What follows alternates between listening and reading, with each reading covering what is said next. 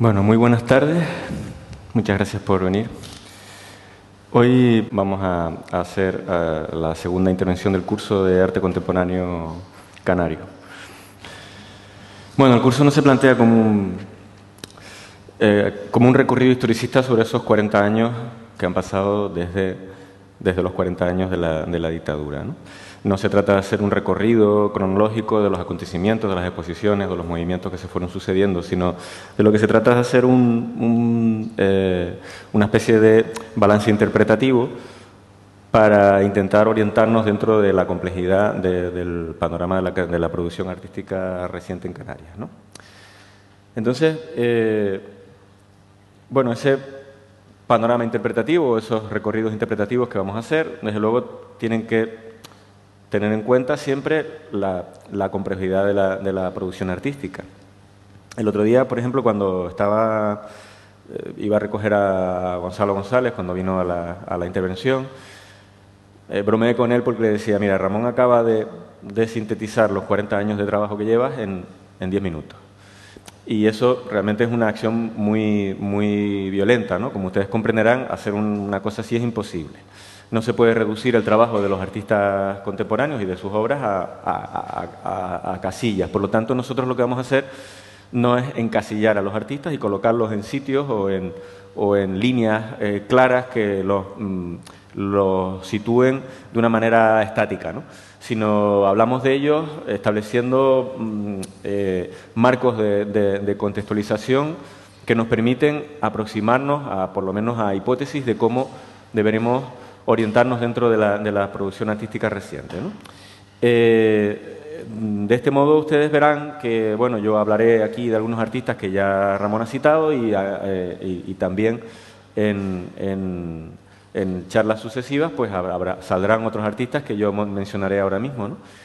Pero de lo que se trata es de un poco de aproximarnos de diferentes puntos de vista a un fenómeno complejo, ¿no?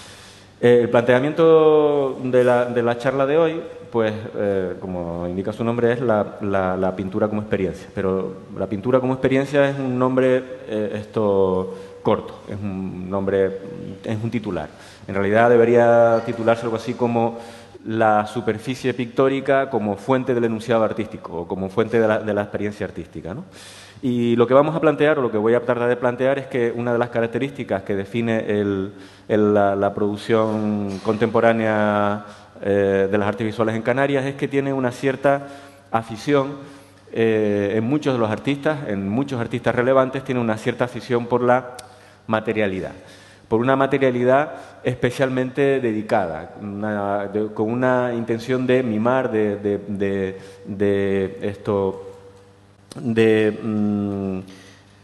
cuidar la superficie del cuadro y de enriquecerla según unos determinados términos, ¿no?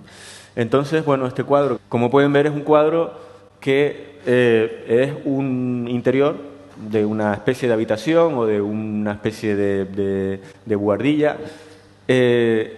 que tiene un gato, ¿no? Es una primera aproximación a la idea que les voy a tratar de explicar. Ese gato, ¿por qué está ahí? ¿Qué significa que esté ese gato ahí, ¿no? Puede tener muchas connotaciones o muchas interpretaciones, ¿no? La interpretación del cuadro obviamente es libre, cada uno interpretará lo que quiera, podemos ver que es una especie de evocación de la soledad o que a lo mejor es una especie de sencillamente una imagen de estas azarosas que ocurren a veces, que nos encontramos, de repente vemos una casualidad que sucede y es una imagen bonita, entonces nos está planteando esto, puede tener a lo mejor alguna evocación cuasi surrealista, o sea, puede tener muchas interpretaciones, ¿no? Pero lo importante del cuadro, o lo que quiero destacar del cuadro, es que la base del cuadro, lo que es el sustrato de su interpretación, es una cuestión de contrastes de índole formal. O sea, hay un contraste entre la estructura geométrica de la habitación o del espacio y de la estructura orgánica animal del gato. Hay un contraste entre lo vivo y lo inerte, hay un contraste entre las formas y después hay un tratamiento delicado de la superficie pictórica. O sea, fundamentalmente, todo lo que es la superficie amarilla es una superficie que destaca por sus valores plásticos, ¿no? Esos valores plásticos que son texturas, que son luces, que son, lógicamente, el color amarillo, que es la dominante principal del cuadro, y que hace que el gato, que no tiene un tinte amarillo, esté ahí un poco como aparentemente pegado, ¿no? O sea, toda la interpretación del cuadro va a estar mediada por esa superficie de la pintura que está especialmente cuidada, especialmente tratada para que sea diferenciada, para que tenga una riqueza pictórica o una riqueza de texturas, ¿no? Voy a ponerles otros dos ejemplos con animales para establecer un contraste que permita entender bien a qué me estoy refiriendo, ¿no? Cuadros que son similares a estos en cuanto a que hay un animal en un espacio, ¿no?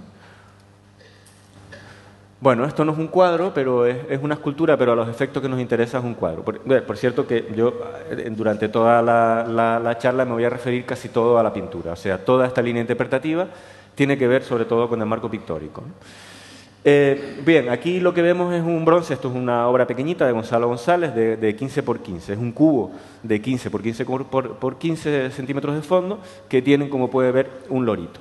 En estructura, la obra puede ser equiparable a la anterior, ¿no? Hay un espacio inerte, geométrico, frío, en el cual de repente aparece un animal, un pequeño bicho que está ahí aislado y que funciona como un elemento de contraste, ¿no? Los mismos sistemas de contraste que funcionaban en el anterior cuadro, o por lo menos similares, siguen manteniéndose aquí, ¿no? Son elementos de contraste que tienen que ver con la ecuación de animal en estructura fría, inorgánica, racional y tal, ¿no? Sin embargo, bueno, el cubo ese funciona también como una especie de habitación, ¿no? Pero su significado o su marco interpretativo es otro completamente diferente. O sea, no es un espacio que esté matizado, que esté enriquecido con texturas y que se caracterice precisamente por esas cualidades pictóricas, por esas cualidades plásticas de la obra, ¿no? Todo lo contrario, es un cubo relativamente básico, relativamente sencillo, es en bronce. No tiene texturas particularmente trabajadas, es un cubo frío, y el interés que le da al contraste con el animal, en este caso, procede de la incorporación de un elemento que en el caso del cuadro anterior no está tan presente, o por lo menos no es tan claro, ¿no? Que es la alusión a una cuestión cultural concreta. Es decir, el cubo este en el que está posado el loro es un cubo minimalista. Entonces, al aludir a toda una tradición de la escultura, la posición del loro ya no es un personajillo que está dentro de un espacio que funciona dentro de una aura, digamos, emocional, afectiva que genera con el espectador, sino que tiene que ver con una cuestión concreta que es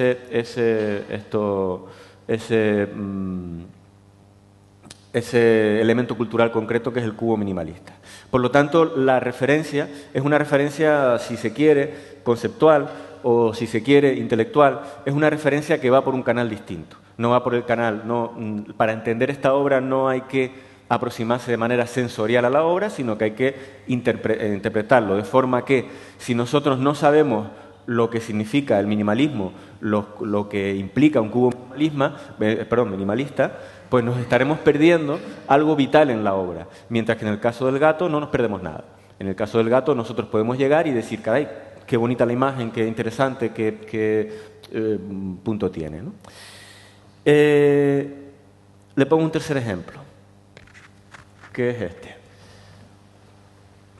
Pues aquí, bueno, hay nuevamente un animal en un espacio dado. Lo que pasa es que ahora este animal está en conexión con otras cosas, con un rollo de papel higiénico con los colores de la bandera canaria, y después hay pues unas cosas que parecen ser como cacas del animal y que esas cacas configuran un lingote de oro. Bueno, aquí la conexión o la interpretación del cuadro es completamente distinta y la presencia del animal en relación con el espacio es completamente distinta. Una cuestión interesante es que aquí ya no hay ningún tipo de tratamiento técnico diferenciado en la superficie del cuadro. O sea, una diferencia clave entre el cuadro primero que vimos, el del gato, y este otro cuadro es que en este cuadro no hay un tratamiento de la superficie, sino que de lo que se trata es de conseguir que la imagen sea eficaz, que se pueda leer bien, ¿no? No es expresar valores plásticos dentro de lo que sería el cuadro en sí, sino definir bien el contenido con precisión, que se vea bien el mensaje, porque el cuadro es interpretable en términos literarios. O sea, este cuadro es completamente explicable, se puede explicar, mientras que la sensación que traduce el gato no se puede explicar, porque depende de cuestiones que uno vea o no vea, de emociones, de cómo conecte uno con esa emoción particular que nos puede dar la sensación de estar viendo el gato en ese entorno amarillo y tal. Sin embargo, es perfectamente explicable. No lo voy a explicar porque yo creo que es obvio, ¿no? O sea, es evidente que a lo que elude y lo que cuenta, y se puede trasladar o se puede sustituir este cuadro por un texto que hable sobre la condición de la canariedad, sobre los estereotipos de la canariedad, cómo se manejan, etcétera, ¿no? Entonces, este cuadro es interpretable totalmente y por lo tanto, su pintura es una pintura distinta. Eso no quiere decir necesariamente que sea menos pictórico. Quiere decir que tiene otro tipo de pictoricidad. O sea, la pictoricidad del cuadro tiene que ver con la idea de que los valores prácticos, esas texturas que ven ustedes ahí, no son solo sistemas eficaces para definir la imagen bien, sino que son sistemas o dispositivos técnicos que tienen valor por sí mismos, ¿no? Y esta es una idea que define una cierta noción de pictoricidad o, por llamarlo de otra manera, de carne pictórica o de riqueza pictórica o de plasticidad que, desde mi punto de vista, y esta es la hipótesis que voy a mantener durante la charla, está muy presente en la obra de bastantes artistas relevantes en los últimos tiempos en Canarias. Voy a hablar de eso y voy a hablar además de la importancia capital, de la influencia que para definir este tipo de pictoricidad pues ha tenido la obra de Pedro González en concreto, ¿no? Pedro González, que ha sido recientemente objeto de una retrospectiva importante en Caja Canarias y que esa retrospectiva pues tuvo bastante polémica, por lo menos en algunos círculos y tal, cuestionando el valor de la obra de Pedro González como una especie de informalista venido a menos o un informalista menor. Es una persona que a mí me parece muy interesante porque yo pienso que sería un error interpretar la obra de Pedro González solo exclusivamente en términos de un informalista de provincia. Es un personaje que se ha situado con respecto a un contexto determinado y que ha puesto en valor una influencia que no se reduce a la gente que le gusta la obra de Pedro González y a la gente que disfruta o que ha copiado, digamos, los recursos técnicos y los recursos de la obra de Pedro González, sino que durante los años 70, 80 y 90, sobre todo los 80 y 90, tuvo una jerarquía y una visibilidad en el arte en Canarias, sobre todo en el arte en Tenerife, sobre todo en el escenario de Tenerife, tuvo una jerarquía y una visibilidad tan grande que, digamos, que marcó el espacio del discurso. Ahora, habrán oído por ahí, en algunos escenarios políticos se habla mucho de que en una discusión política, quien es capaz de plantear los términos de la discusión ya tiene avanzado bastante ganado en el territorio, ¿no? Pues Pedro González yo creo que hizo eso. O sea, planteó los términos de la discusión y más allá de la influencia directa que pudo tener o no en artistas concretos, su idea de la plasticidad es una idea que está muy vigente en el arte en Canarias. Sin embargo, si ustedes preguntan por ahí a cualquier artista, ¿no? Cualquiera que vean cualquier artista contemporáneo, le dice, oye, ¿qué cuáles son tus referentes, o sea, cuáles son los artistas que te interesan o las corrientes que te interesan, lo más probable, me juego un café a que le van a decir siempre un artista o una corriente de fuera. A mí no me interesa no sé quién, me interesa Kiefer. Yo acabo de ver una exposición de Kiefer magnífica que me ha impresionado mucho y realmente a mí me interesa Kiefer, ¿no? Sin embargo, eso yo planteo que no es del todo cierto. O sea, nosotros nos referimos siempre, nos relacionamos siempre como sujetos contemporáneos que vivimos en el mundo contemporáneo, nos relacionamos con la realidad del pensamiento y del arte contemporáneo. Pero luego conversamos con la persona que tenemos al lado. Y entiendo que las personas que tenemos al lado son las personas que realmente nos pueden afectar a un nivel muy, yo no diría así, íntimo, básico, o lo que sea, nos afectan directamente y sobre todo nos ofrecen el filtro a través del cual interpretamos las corrientes internacionales. Es decir, yo evidentemente me interesa mucho Kiefer, pero yo de quien más he aprendido en mi vida es de Gonzalo González. Y he aprendido porque lo conozco, voy a su estudio, hablo con él y a través de las conversaciones que tengo con él reinterpreto todos los referentes históricos y los referentes internacionales que estoy manejando. Por lo tanto, desde mi punto de vista, podemos hablar de una interinfluencia entre las diferentes corrientes que atraviesan la producción artística en un contexto concreto a través de los sistemas de conversaciones que se establecen entre unos agentes y otros. Voy a expresar esto, o voy a tratar de expresar esta idea con unos cuadros que he encontrado que no tienen nada que ver con el discurso, pero que para expresar esta idea concreta creo que me sirven mucho, que son unos cuadros que hicieron Martín y Sicilia en el año 96 cuando estaban empezando en su primera exposición. Pues ellos se presentaban en el digamos, ambientillo artístico local, en una exposición en el Círculo de Bellas Artes. Y entonces, ustedes saben que ellos se pintan, siempre se autorretratan y tal, haciendo cosas de la vida cotidiana. Y entonces, ellos en dos de los cuadros se autorretrataron con la gente más famosa que conocían, ¿no? Y se hicieron dos retratos que son estos. Que es un retrato en el que están con Do Cupil. Do Cupil era un artista internacional muy conocido, muy famoso, que en aquella época estaba incluso, bueno, ahora parece que vuelve a estar en el Ajo, pero en aquella época era una época en la que estaba tenía mucha presencia en los circuitos internacionales, y Do Cupil curiosamente estaba viviendo por aquí, le encantó la isla y se quedó a vivir unos cuantos años, con lo cual era accesible a los artistas locales y la gente hablaba con él y tal. Y estos dos pues se fueron un día a su casa, se tomaron un vino y se hicieron unas fotos, y a partir de esa sesión de fotos pues hicieron el cuadro donde ellos, de alguna manera, la broma o la gracia del cuadro era tratar de incorporar como parte de su vida habitual el conversar con Do Cupil. Y el otro cuadro era con Gonzalo González. Hicieron exactamente lo mismo. Gonzalo González era el artista local más famoso que conocían, pues con él también le pidieron hacer una sesión de fotos y se hicieron las fotos, ¿no? Estos cuadros ahí se quedaron, se pusieron y tal. Pero estas fotos luego vistas con perspectiva, seguramente ellos se enfadarán si proyecto esto porque son cuadros de cuando empezaron, o sea que ahora son cuadros muy de primera época, ¿no?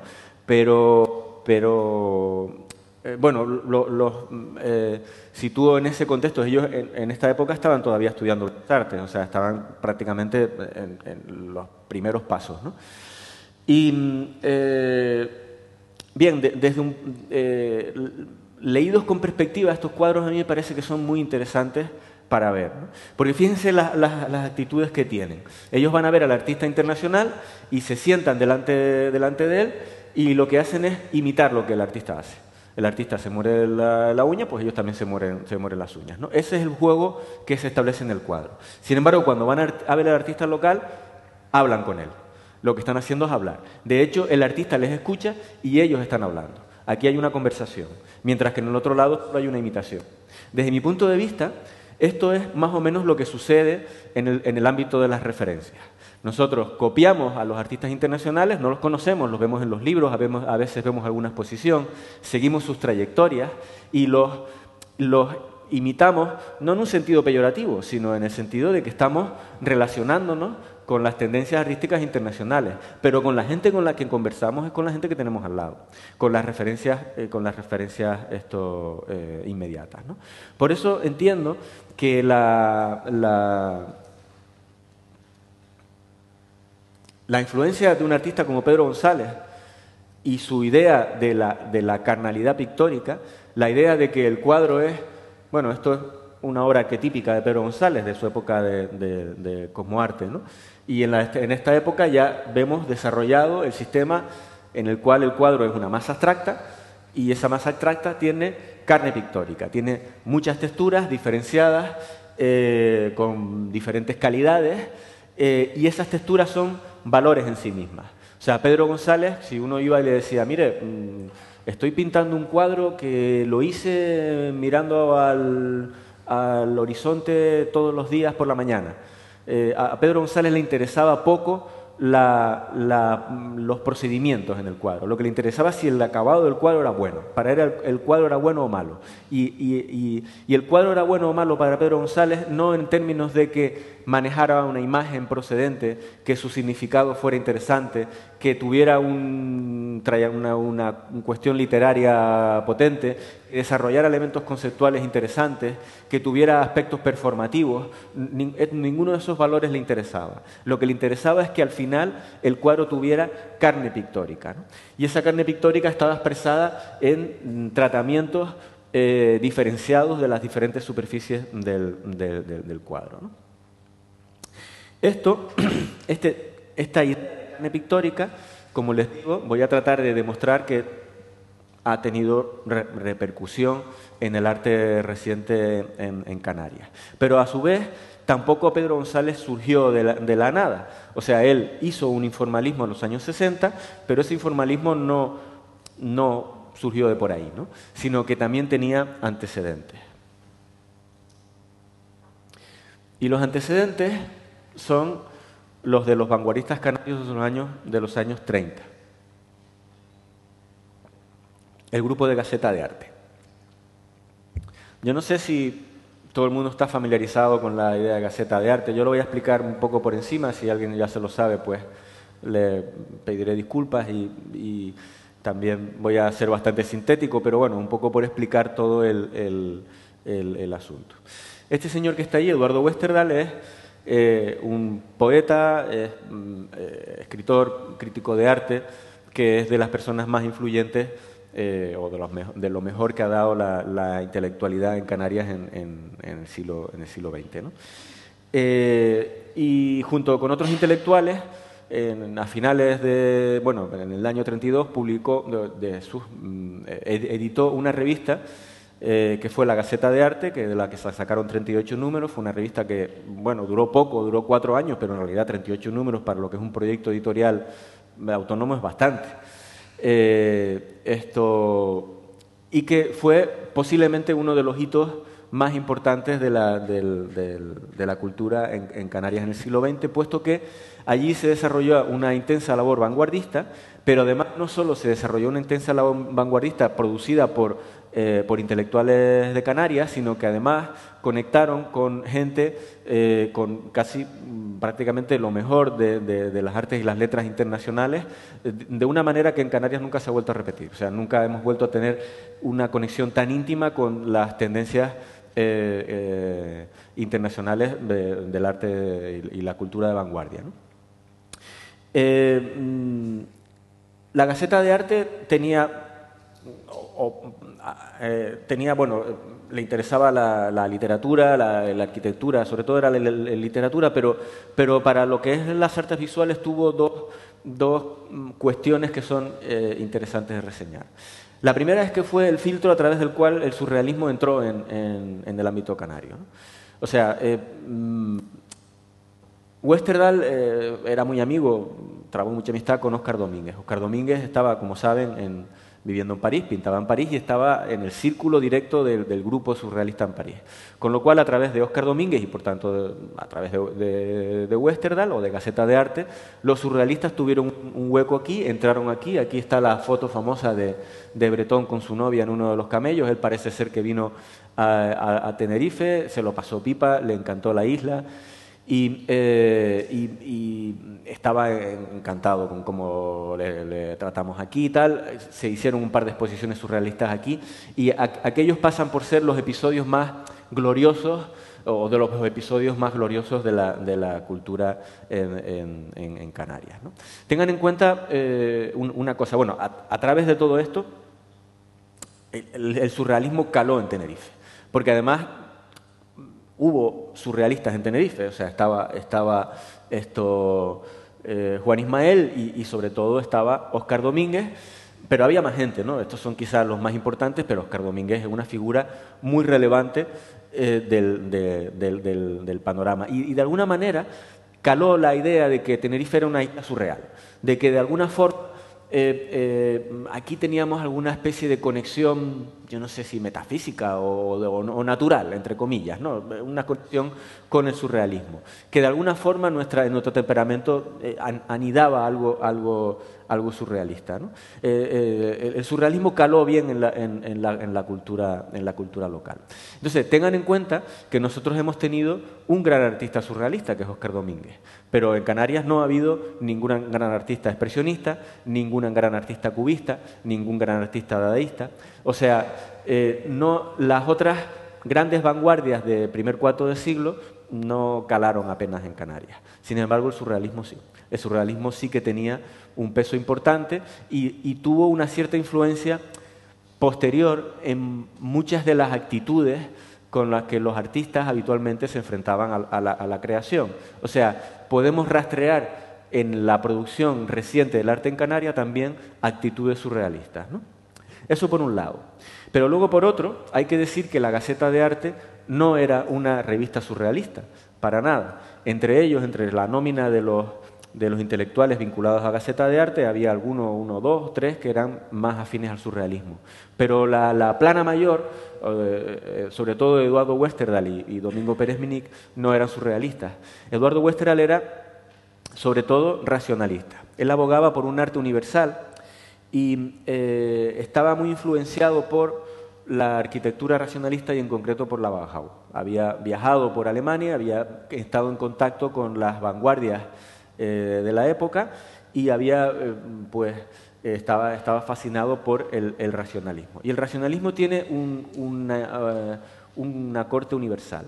Digamos que en Europa, en el periodo de entreguerras, hubo unas ciertas vanguardias que se vincularon a la idea de que había que intentar crear un lenguaje universal, un lenguaje que superara las barreras entre los pueblos, que se opusiera, digamos, un lenguaje que pudiera ser entendido tanto por alemanes como por franceses y que los alemanes y los franceses no tuvieran que volver a entrar en guerra, que volvieron a entrar a poco tiempo, pero vamos, que la idea era intentar conseguir un lenguaje que pudiera ser entendido por todos, y ese lenguaje era el racionalismo, la razón es una cosa lógica, todo el mundo la puede entender, y otra pata de ese lenguaje era la abstracción, un lenguaje plástico, que fuera abstracto, ¿no?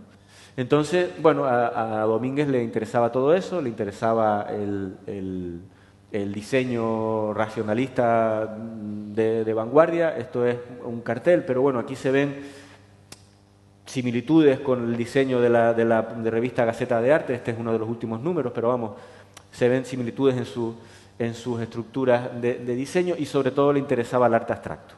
¿Qué problema tenía Westerdahl? Que no había ningún artista abstracto en Canarias. O sea, a él le interesaba mucho el arte abstracto, pero en Canarias lo que había eran surrealistas, realistas, algún señor por ahí, yo qué sé, regionalistas de diversos tipos. Él se relacionaba con los artistas y por eso la Gaceta de Arte era ecléctica, ¿no? Pero en principio a él le interesaba la abstracción. Esas son las dos patas de la revista, ¿no? Las dos cuestiones que estaban ahí, muchas veces confrontadas, porque había un cierto debate interno entre ellos mismos para intentar asumir las diferencias que existían entre las propuestas del racionalismo y las del surrealismo, ¿no?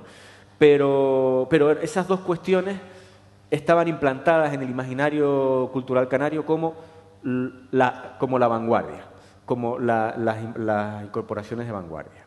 La revista acabó, lógicamente, con el alzamiento nacional, ¿no? Con la dictadura de Franco, pues no eran buenos tiempos para la cultura, y sobre todo la cultura durante esos 40 años de dictadura, pues fue una cultura, en Canarias sobre todo, por lo menos al principio, pues fue una cultura bastante pobre, en primer lugar porque muchos de los intelectuales fueron represaliados directamente y segundo, pues porque digamos, las propuestas artísticas más innovadoras pues no tenían demasiado eco, ¿no?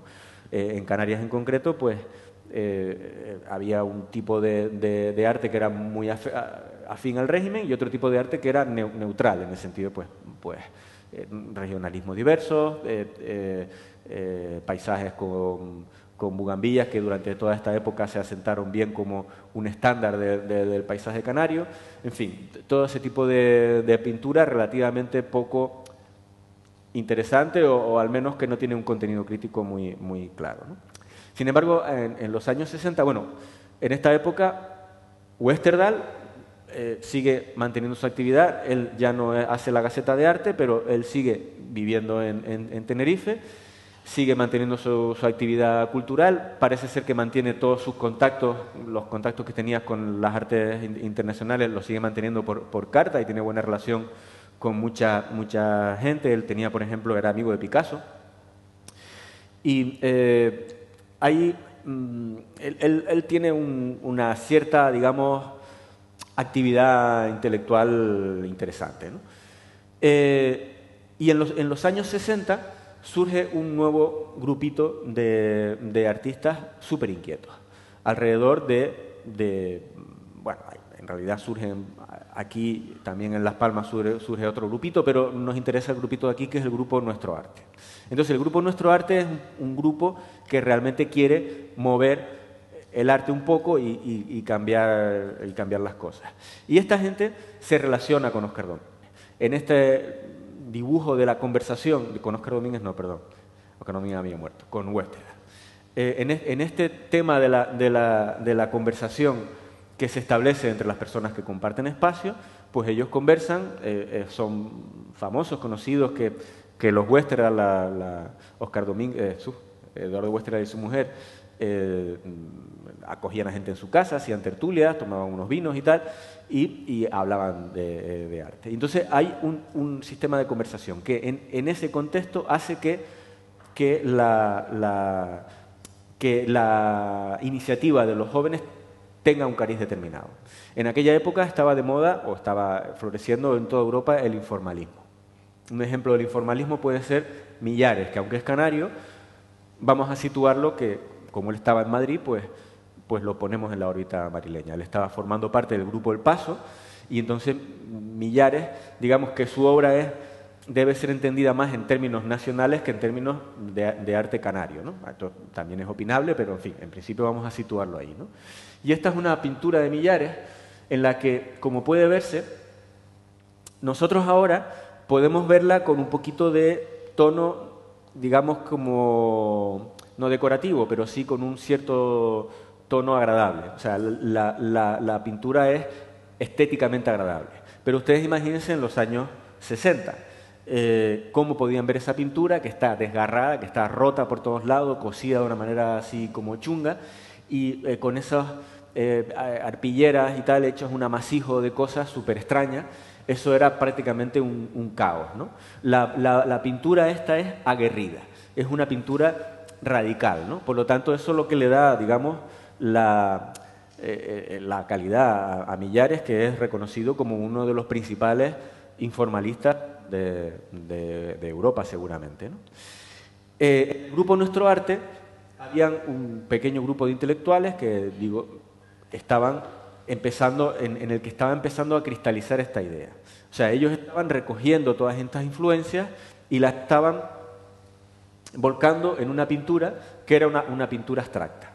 Esa pintura abstracta no va a ser tan radical, tan formalmente brusca, tan hiriente, por así decirlo, como la de sus hermanos europeos, ¿no? Va a ser una pintura un poquito más moderada en sus excesos formales, ¿no? Pero también es una pintura radical, o sea, es una pintura muy, muy potente. Paso eso más o menos rápido y hacen experimentos formales bastante marcados, dentro de una línea de abstracción, porque en este momento la abstracción es lo moderno, la modernidad, frente a la figuración que es el lenguaje de lo conservador.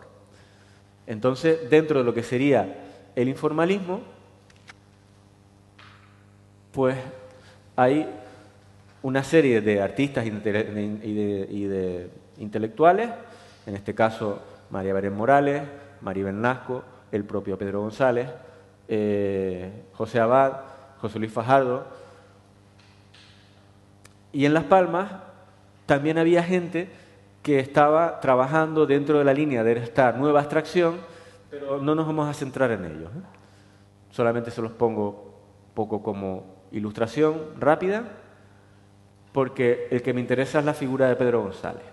Pedro González es el principal personaje de este grupo, ¿no? No es que lo fuera en su momento, pero a la postre lo fue, ¿no? Porque es el que desarrolla la obra de más largo recorrido, más intensa, más variada y más potente. En su momento, él hizo estos cuadros, fueron de los primeros, estaban casi coetáneos a los de Millares, y son cuadros que son, digamos, de la producción local, quizás son los que más se acercan a las coordenadas del informalismo internacional. Es una pintura, bueno, Ramón acertadamente la llama la pintura sin pintura, porque apenas tiene capas de pintura, es prácticamente el lienzo prácticamente teñido. Él lo que hacía es poner pintura y luego quitarla para generar texturas. No trabaja apenas la gestualidad gráfica, sino lo que trabaja son masas y es una pintura muy informal, en el sentido informal en el que Pedro González buscaba que la pintura tuviera un registro técnico no demasiado elaborado, o sea, que no fuera demasiado técnica, demasiado amanerada, sino que fuera todo lo contrario, que fuera una pintura suelta, fresca, sin el vigor técnico que tienen las obras de arte más académicas, ¿vale?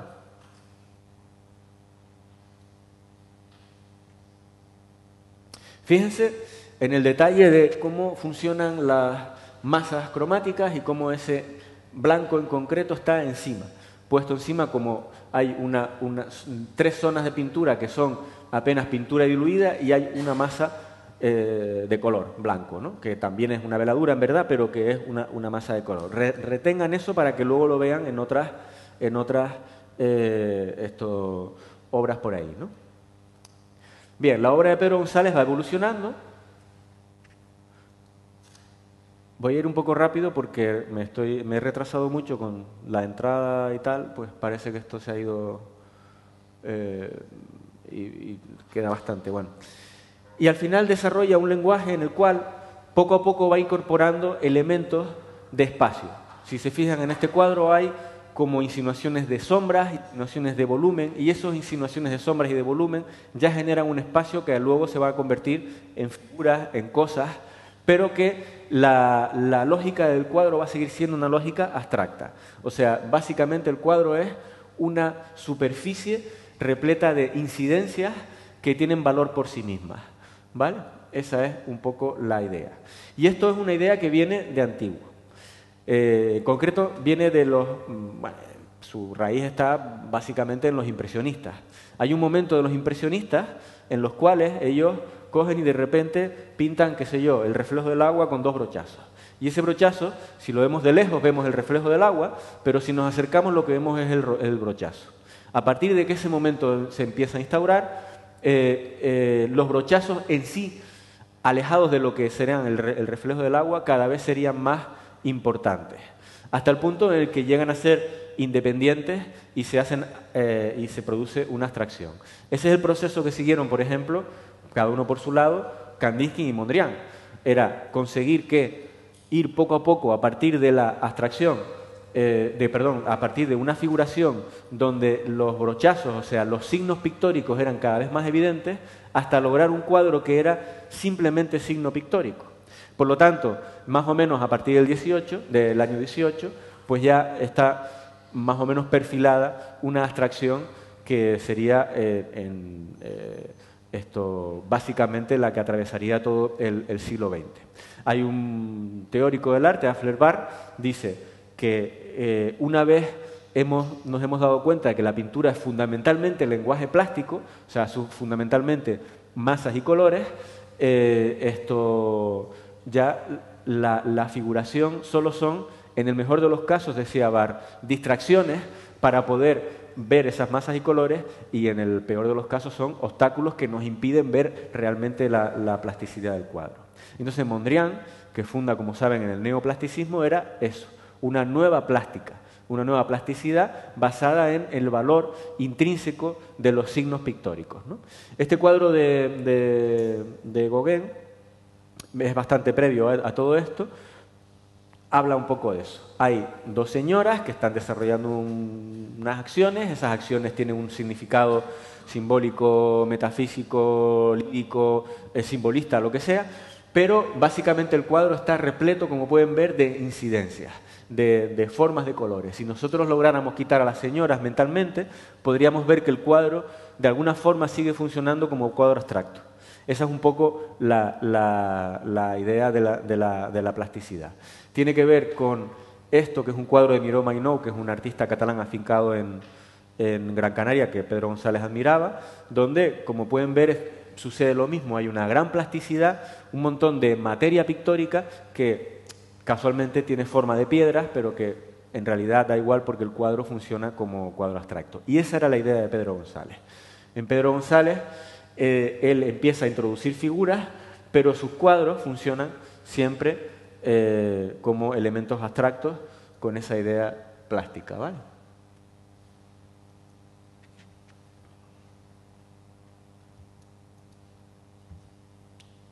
Cuando introduce temas, porque a partir de los años 80, a mediados de los 80, empieza a trabajar por series temáticas que luego le harían famoso. Cuando introduce temas, para él esos temas son excusas para seguir poniendo en marcha su lenguaje. Pedro González considera que ha dado con un lenguaje práctico, con una gramática pictórica, y entonces con eso desarrolla las ideas, los diferentes temas que van surgiendo, ¿vale?